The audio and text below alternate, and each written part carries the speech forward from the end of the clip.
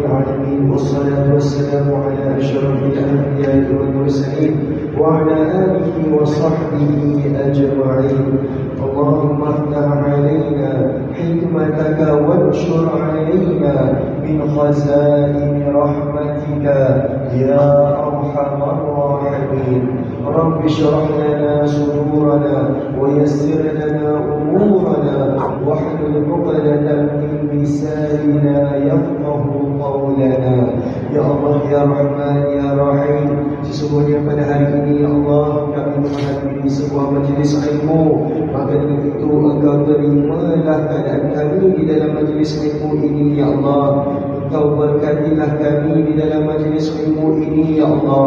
Engkau turunkanlah rahmat yang melimpah ruah ke atas kami ya Allah. Ya Allah, sesungguhnya Engkau melihat kesungguhan kami untuk hadir di majlis ilmu ini ya Allah.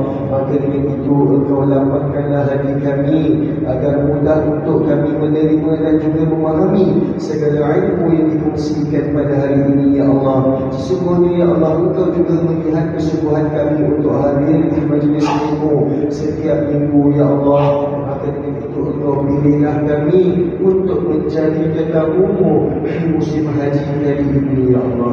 Rabbana atina fid dunya hasanah wa fil akhirati hasanah wa qina adzaban nar. Wa sallallahu ala sayyidina Muhammad wa ala alihi wa sahbihi wa sallam. Walhamdulillahi rabbil alamin.